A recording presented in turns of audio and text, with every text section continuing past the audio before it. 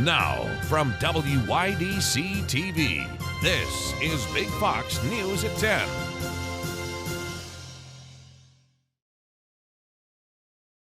Good evening, I'm Anna Manuel. State police in Bath are asking for the public's help to locate a man on a violent felony warrant. Adam Hosmer is wanted for 2 charges of burglary. It's suspected that he may be in the village of Avoca. Hosmer has brown hair, brown eyes, and stands at 5'9". Contact the New York State Police immediately at the number on your screen with any information you have on Adam Hosmer's location. The Bath sex offender who was arrested for kidnapping a 14-year-old boy and 2 other minors was released by Washington, D.C. law enforcement. According to Bath Police, the department was waiting to hear if the suspect, Anthony Kroger, would be extradited back to New York to face prosecution. Well, the Washington, D.C. Department of Corrections released Kroger without informing the Bath Police Department. Bath Police are asking anyone who sees Kroger to contact them. An Elmira man was arrested after an Elmira Police Department SWAT team executed a no-knock search warrant. Steveland Oliver was arrested on weapons charges earlier today. Elmira police found 7 guns, hundreds of rounds of ammunition, drugs, and cash in Oliver's West 4th Street home, they say. Oliver was taken to Elmira City Court and then the Chemung County Jail. October is Breast Cancer Awareness Month, and tonight our Maggie Hall brings us an inspiring story of survival and how a local woman is using her story to help others. While we're nearing the end of Breast Cancer Awareness Month, the fight against it never stops. At Guthrie Corning Hospital, I sat down with Alyssa Page, a Corning Painted Post middle school teacher, to talk about how cancer changed her life and how early detection saved it. I remember that phone call very well, of course, and I will never forget the words that Dr. Ballard said to me on the phone. They kind of became my mantra throughout this whole journey. She said, it's super small. We caught it early. Alyssa wasn't experiencing any signs of breast cancer. Her cancer was detected during a routine screening mammogram. So this is Alyssa's screening mammogram here. So here we are. Here's her tiny little cancer. Guthrie's 3D technology detected Alyssa's cancer before it could grow larger and become damaging to her health. And this was wonderful that she came in for her screening mammogram when she was having no problems so that we could find this cancer sooner and smaller. Alyssa, a teacher at Corning Painted Post Middle School, said that she was showered with love and support from her community. They planned special days at school for me. They had a pink out day, and I walked into the building that morning, and everyone in the whole building was wearing pink and showing support, which just was so wonderful and so sweet. Alyssa, Dr. Ballard, and Dr. Bao were actually friends before Alyssa's journey with breast cancer started. They've been with me every step of the way, and not just the doctors. This whole team here at the Breast Care Center are amazing. It could be your life that is saved by a routine mammogram screening. So actually, since 1990, there's been a 40% reduction in death from breast cancer, and that is due to mammograms finding breast cancer sooner and smaller, and due to better treatments that we now have. To schedule your screening, consult with your primary care doctor or call 866-Guthrie. Maggie Hall, Big Fox News, Corning. Guthrie's Robert Packer Hospital presented a new piece of lung cancer detection technology today. Big Fox's Josh Feldberg was in Sayre for the unveiling. Lung cancer is the leading cause of cancer deaths worldwide. More people die from lung cancer every year than prostate, breast, and colon cancer combined. Earlier today, Guthrie unveiled a new piece of lung cancer detection technology, a robotic bronchoscope. What this enables is the early diagnosis of lung cancer.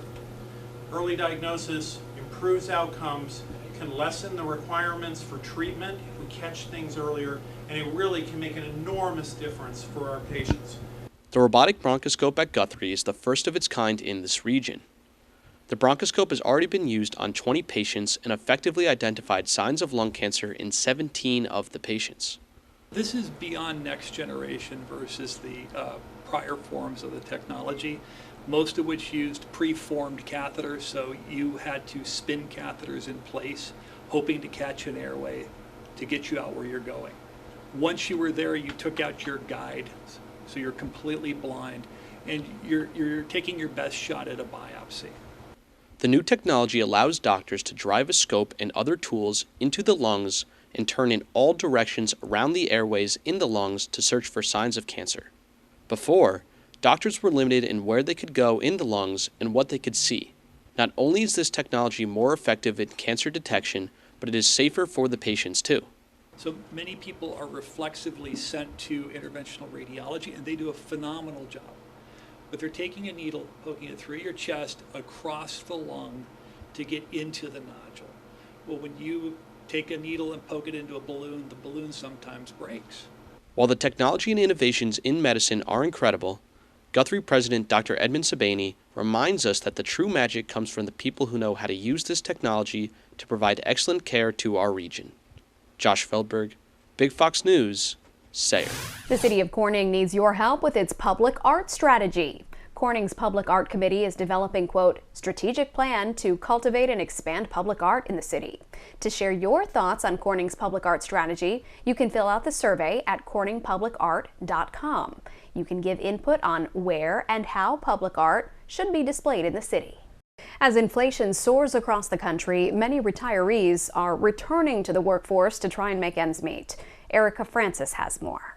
And this is a transition, a point in life that no one's come across before. It's another problem plagued by the pandemic. 4.2 million Americans saying goodbye to the workforce between March of 2020 and July of 2021.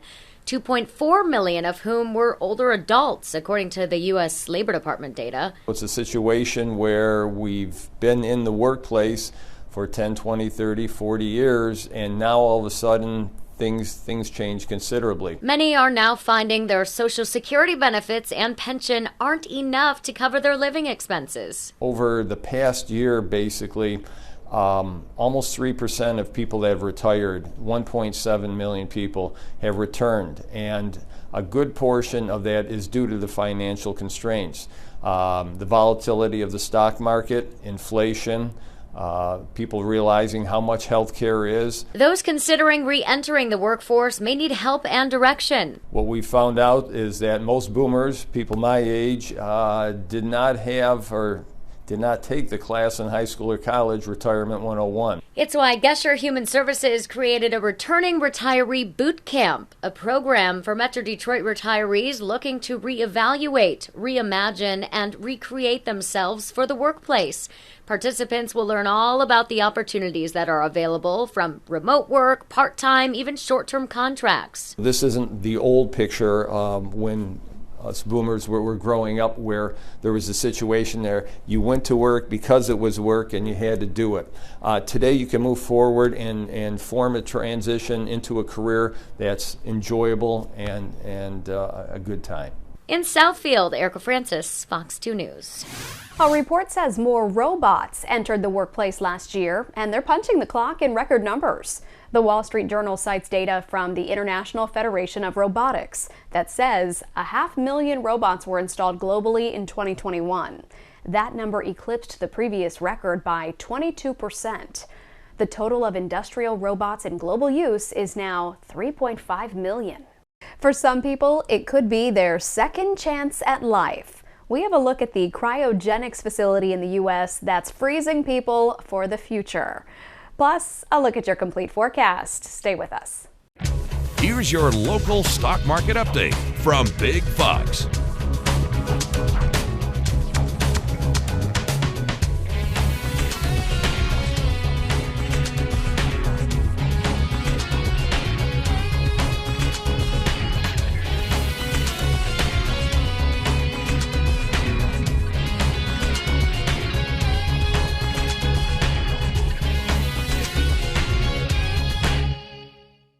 Now, your Twin Tiers forecast from Big Fox.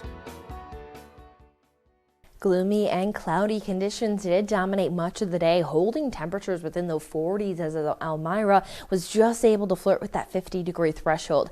Now, we'll note through the overnight there is some clearing. We've been working in some pockets of some clear skies, and that will allow for some lighter winds as well, bring temperatures back into those 30s. So note that there are some isolated frost concerns as we are calming our winds as well. But the calm winds and the clear skies aren't expected to last. We'll see that we'll drop to near that freezing mark across across the region, but there could be some isolated precipitation already starting to work in as we step into the early morning hours of Wednesday.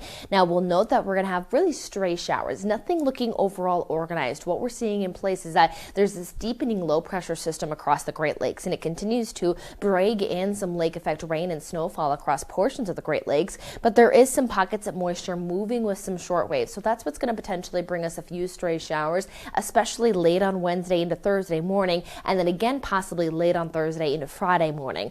Hit or miss potential, and there might even be some wintry mix at times, especially if it is going to be that late evening overnight potential. Temperatures are still falling near that freezing mark for overnight conditions, so can't rule out some wintry mix or even some of those cold grassy spots hanging on to a dusting of some snowfall. But now we will track changes as we step into our Friday forecast. There will be clearing skies and warming temperatures, and we could even be above average and hold on to some above average conditions through the weekend and into early next week. But trending into our Wednesday forecast here across Elmira and Corning, definitely those cloudy skies again, hitting and miss some of those showers throughout the daytime will keep temperatures within those 40s. So rolling through forecasts, you can see there is some of that blue mixing in those morning and overnight hours where you'll see some of that more abundant blue in place due to those temperatures falling near the freezing mark. So there is a little bit more moisture, a better moisture uptick there into our Wednesday evening, Thursday morning. Again, a little bit of blue still mixing in.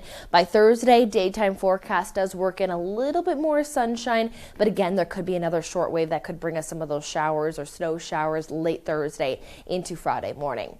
So underneath the cloudier skies, as well as the better chance to see some precipitation, just a few hundredths of an inch, if anything, for accumulation. However, it will keep temperatures up to 10 to 15 degrees below average into those 40s. As we head into that Thursday forecast, as mentioned, we see a little bit more sunshine that tries to help those temperatures. We at least get closer to temperatures like we saw today with that mix of that sunshine. But do note that Wednesday and Thursday does include wind gusts up to about 25 to 30 miles per hour. So it is going to add a little bit of a brisk wind chill at times, especially in those early morning and late evening hours. But as mentioned, we will start to see those skies clear out. We climb to 58 degrees, bringing us just a few degrees below average. And then we're above average into the weekend under plenty of sunshine. And it looks like a quiet weather pattern and warmer conditions continue into next work week. A U.S.-based cryogenics company is taking us inside its lab and unveiling how they're freezing patients for a potential second chance at life in the future. Jackie Ibanez reports. Inside these aluminum tanks of liquid nitrogen are the bodies and heads of roughly 200 people. The canisters are housed at an Alcor Life Extension Foundation's facility in Scottsdale, Arizona, where the patients inside, many of whom passed away from terminal illnesses, are preserving their bodies for the future. Instead of just disposing of the patient, give them to us. We're going to stabilize them, stop them getting worse, and hold them for as long as it takes for technology to catch up and allow them to come back to life. In order to be cryogenically frozen, a person must first be declared legally dead. But biologically, Alcor officials say a person's organs and body can be saved almost indefinitely. Dying is a process, and cryonics stops that process. Using a medical dummy, officials show how an ice bath, mechanical CPR device, and a respirator cool down a patient's body. Various medications are also used to prevent cells from damaging over time. Patients are then wrapped in what's referred to as a sleeping bag before placed inside their tank. Once that's happened, the body becomes a true solid, and absolutely nothing is happening in the body. Critics, meanwhile, say cryogenics is nothing more than science fiction. Mainstream brain scientists, physiologists, they're not lining up saying, I think this is a sound idea. But supporters say 1978, the first test tube baby was considered shocking, immoral, unethical, and people wondered, is this a human?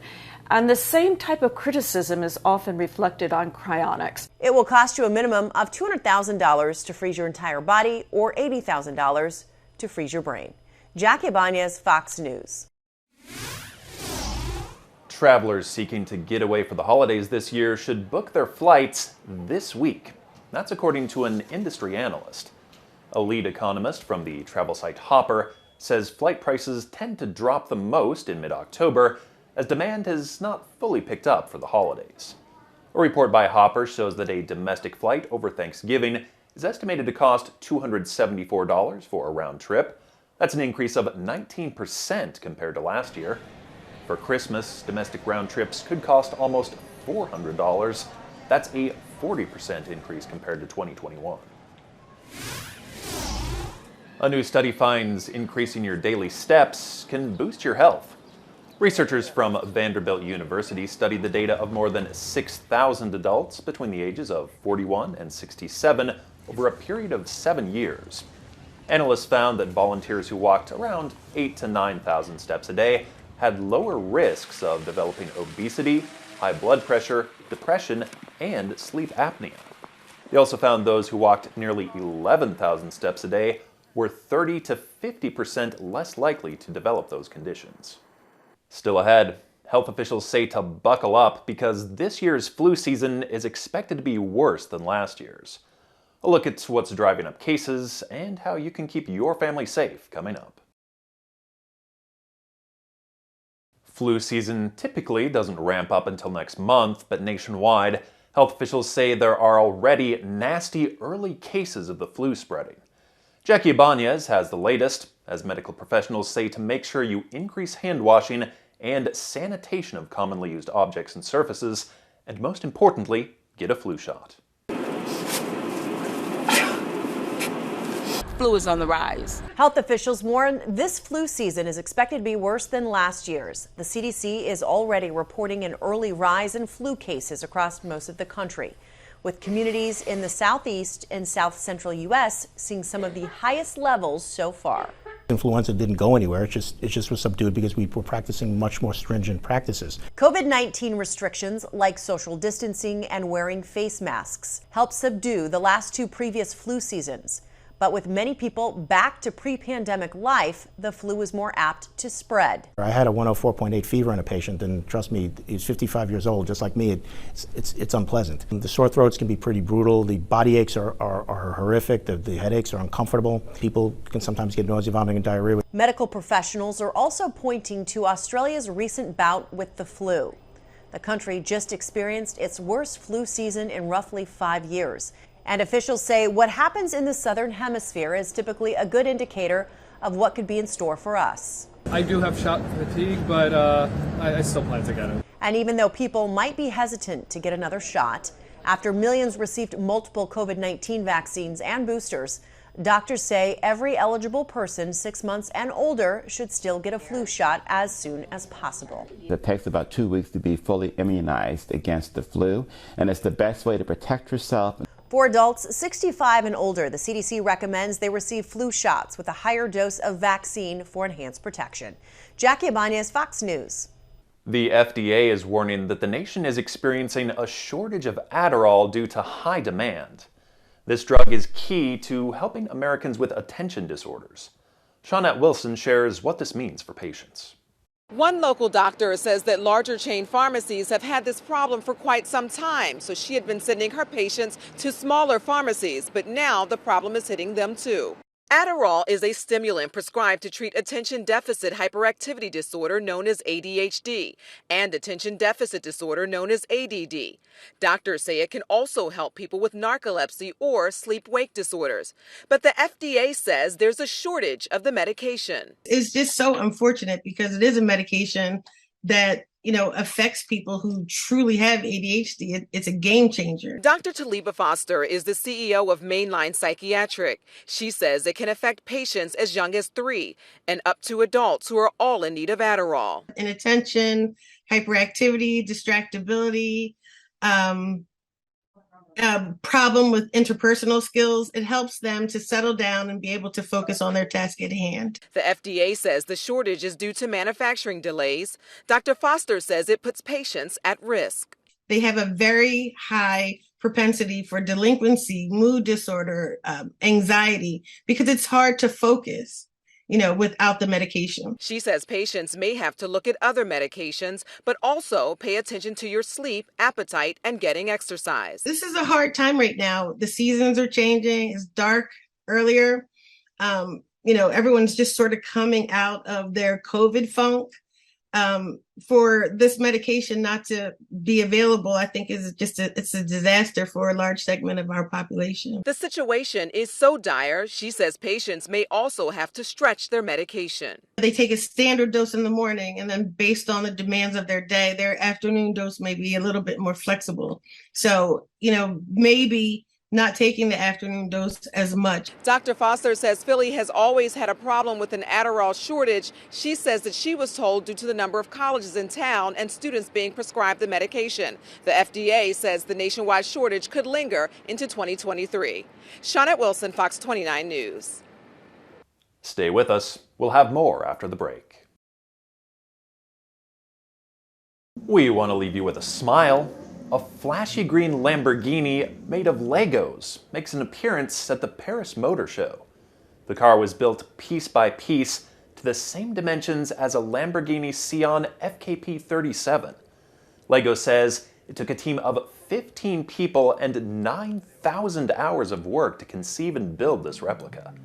Visitors to the Paris Auto Show Monday were able to play with a touchscreen triggering sounds and lights around the car.